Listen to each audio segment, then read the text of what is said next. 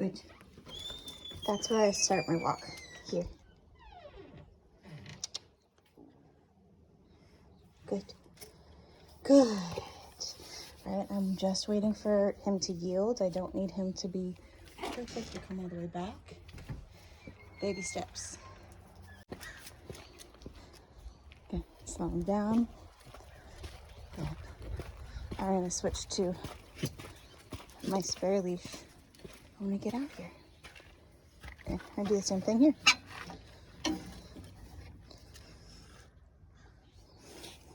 Good. Teaching him. This is also good threshold work to keep him from running out the gate if something were to happen and he were to be able to. Good. Okay. Teaching him that there's actually a boundary there.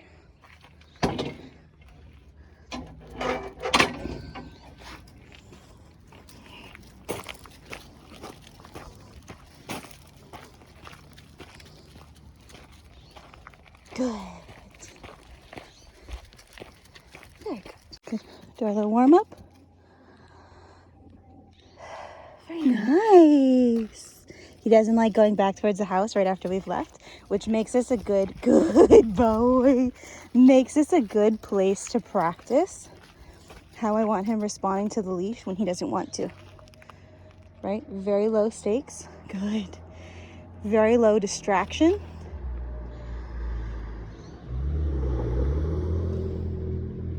Holding the tension and just waiting.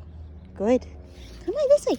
Thank you. And anytime that I'm good boy, anytime that I'm holding that tension, I'm looking for an opportunity to turn it off, which is any shift my direction.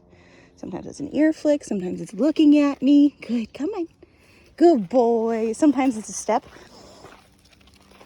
or actually turning around and coming back, but any movement towards me or shift towards me is yielding to the leash. I'm going to reward that by turning the tension off. Same with any yawning, sighing, or shaking off. I turn the tension off so that he can fully relax, and I can reward that as behavior that I want. I want him as relaxed as possible when we're cruising. This is all still 2 fingers also. That's the other part of the conversation. Good boy. I want to talk to him as gently and quietly as possible because that sensitizes him to the conversation. Makes it possible for me to talk to him that way. Oh, a dog barking. Good. Nope. Scoot that way. Good. And walk. Good. Good. Shorten my leash. This is where this hand position is really important. Pinky towards the dog. Good. Thumb up. Protects your shoulders and wrists and all the stabilizing muscles in between.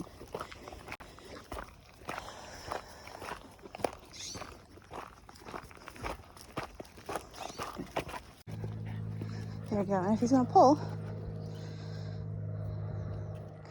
good. Slow down. Wait for him to yield. Right now I'm stopping because he really wants to go this direction. Good. That counts. Good. The ideal is to be able to pull up on the leash a little bit to slow him down. Good. So you don't have to stop or change directions to get a response. You can just kind of ask him to the leash. And I don't care if he's ahead of me, as long as he can listen. Good boy.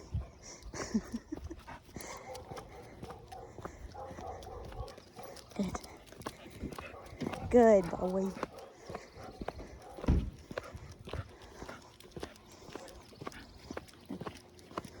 The only time that I won't allow him to be ahead of me is if he's going to react to something, like a dog. I want to be between him and the other dog so that I can manage his behavior more easily, keep myself in his line of sight. Good. And set him up for success. If he can't see me, he's not likely to be successful dealing with something stressful. So your little bug. Ready? Go. This way. Good. Good.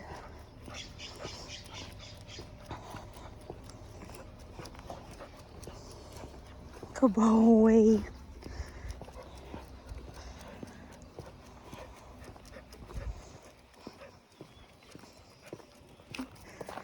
Very nice. Good. To be fair, good. He started out fairly responsive to the leash. As long as I can keep everything light, he responds really nicely. That makes our job a lot easier. A little bit of sideways pressure, good. Come on. You really had to pee, huh? Slow him down. Good, very nice. What a good boy.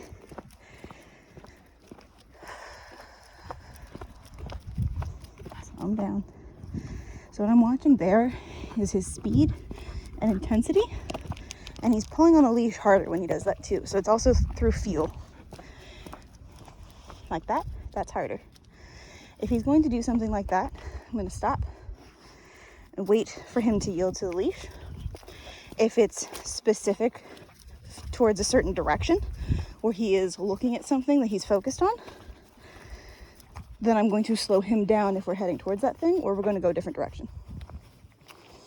And that's just managing his excitement to keep it low enough. Hey, good. Keep his excitement low enough that he's capable of paying attention to me. Again, keeping him as successful as possible. If he gets too excited, he's not likely to be successful. Scooch. Good. Good. Nope. Thank you. Keep walking. Cool. I'm going to tighten my leash up a little bit so I have better control. Protect my shoulders again. Good. Very nice. Good. That response is fabulous. Slow him down. See his ears twitch and his head turns to the side a little bit too? That's kind of a check-in. Good. Good boy. Yeah, he's using those ears a lot. Constantly checking his surroundings. Not a bad thing, but if his if his ears are snapping around or his head movements get snappy, that can be an indication that he is overly concerned or possibly overstimulated by the environment. Slow down. Good boy. Yeah. Good. Good. Very nice.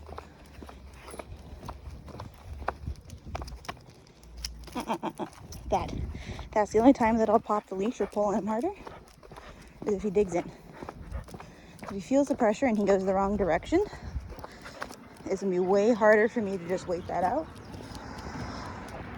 And I can save us both a lot of strain and frustration by just popping on the leash a couple of times gently, or dragging him off that thing and continuing our conversation. Not too much excitement? Nope, this way. Good.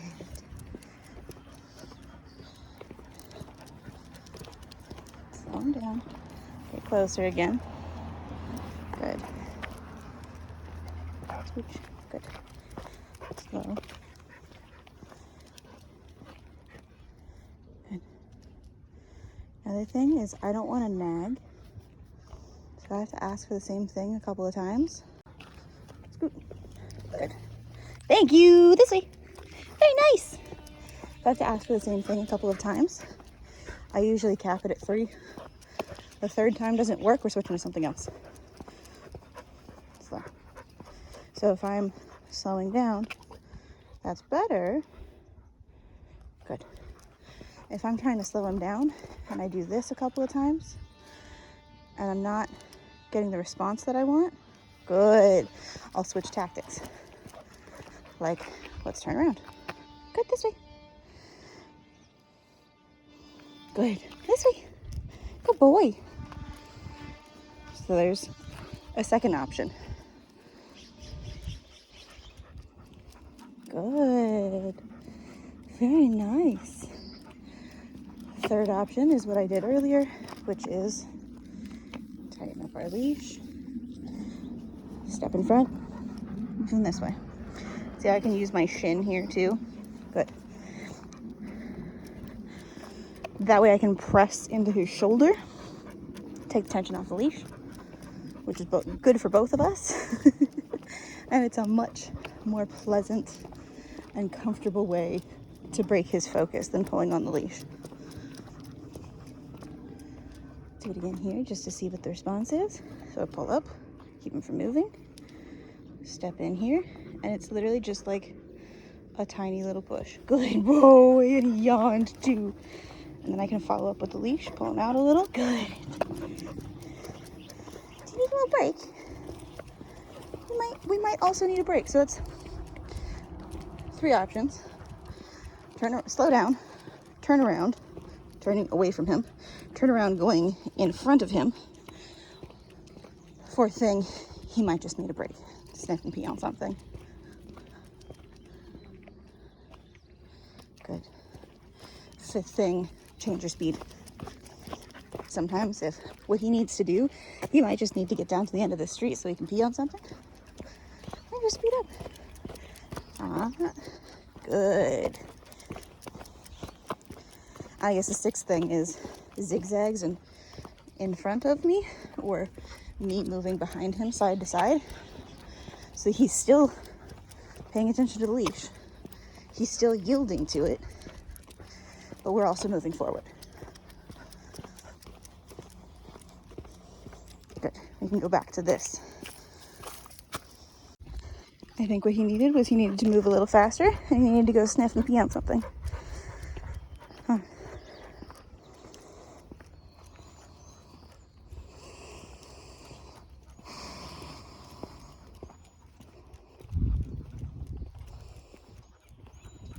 Good boy. Oh, you're just so handsome. You're just so handsome. Come on. I will also intentionally take a lot of deep breaths after we have anything like that. Anything where I am problem solving or working on our communication and there's a buildup of any frustration for either of us, take a couple deep breaths, fix my breathing if I get out of breath because I'm asthmatic, it happens. Make sure my shoulders are down and not have an opportunity for the leash to be loose. All of those things benefit both of us because my deep breaths, good, tell him that it's safe to relax and to do the same thing. And it will help both of us process any built up frustration and make frustration a more manageable response to things. It teaches him how to deal with frustration, which is really, really important because you can't avoid it. Dog, bump.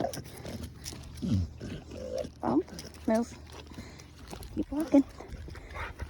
Good. Make some space. Good. Very nice. Very nice.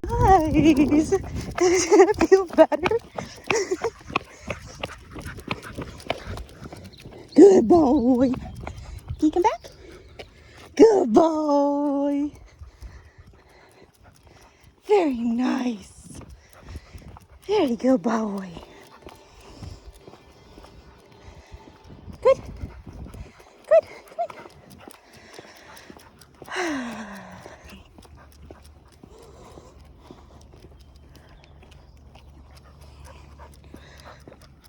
Cool. I'm gonna follow this lady and her dog. See how it goes. See, there. You noticed them? Perked up, chest forward, snappy head movements.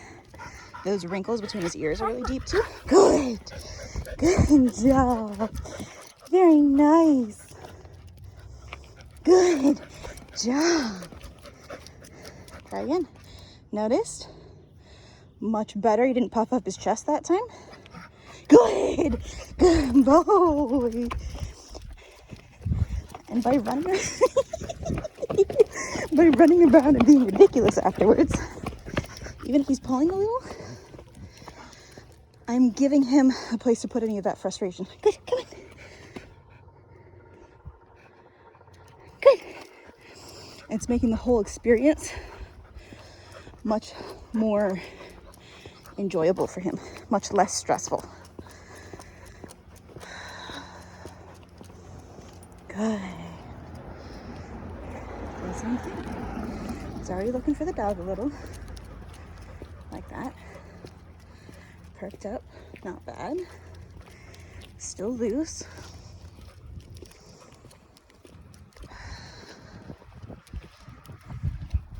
Sniffing. Good. Right to this side.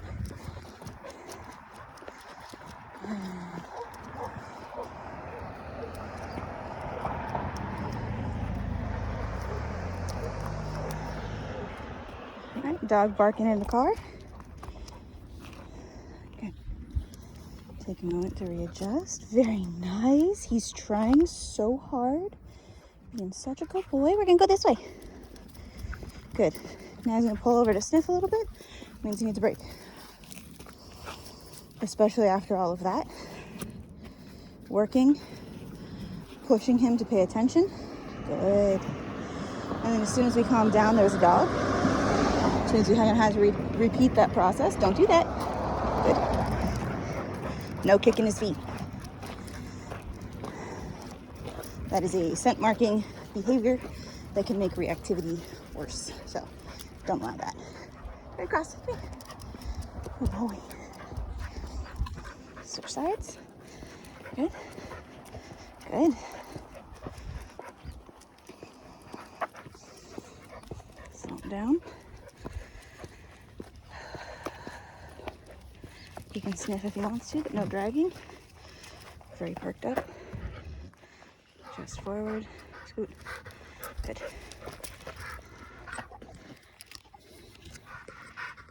Scoot.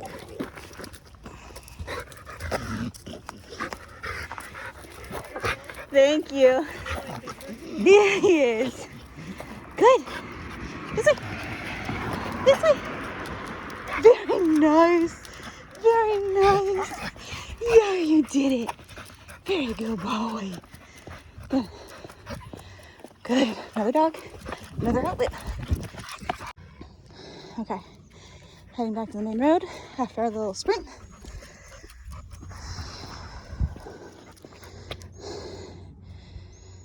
Totally distracted. Now, something like this happens. We are at least 25 minutes into our session. So he is done mentally. And he's worked up because the last couple of dogs, that too much. Good. Come back. Good.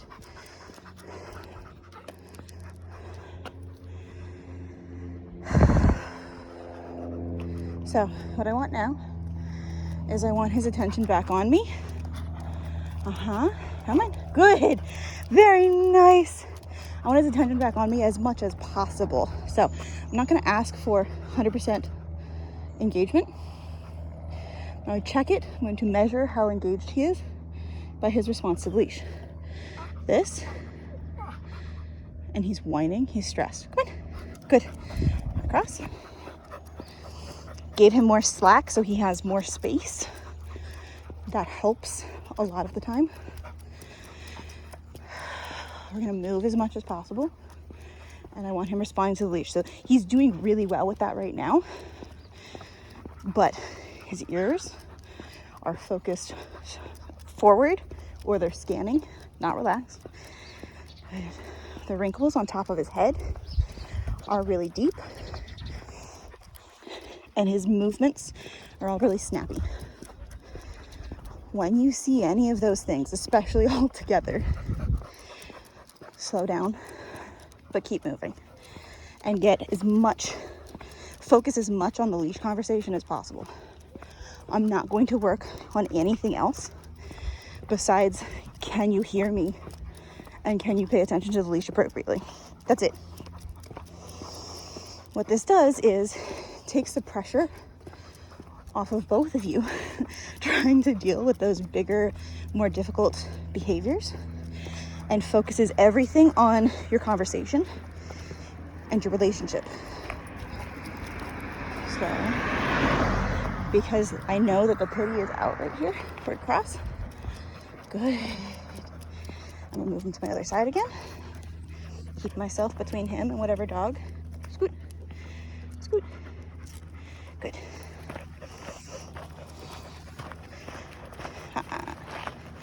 Outside, please. Good. And for all of those things, I am pushing him ever so gently with my shin. Again, takes the pressure off of his collar and his leash. And it teaches him an appropriate response to other sorts of physical pressure, which can be really, nope, good, very nice. It can be really handy elsewhere. Good. Slow him down. Good. Good. Well, for all of this whole walk, the goal has been, can we walk with a loose leash? How do I get you to walk comfortably with a loose leash?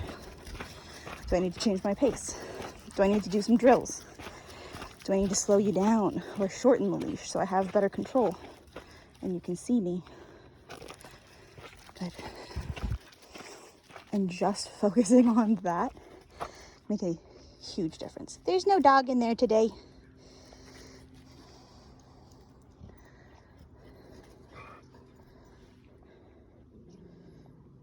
Good.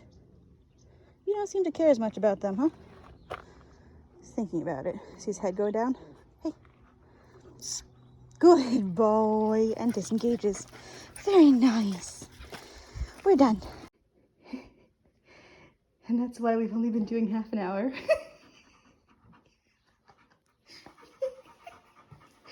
I'm tired. Done.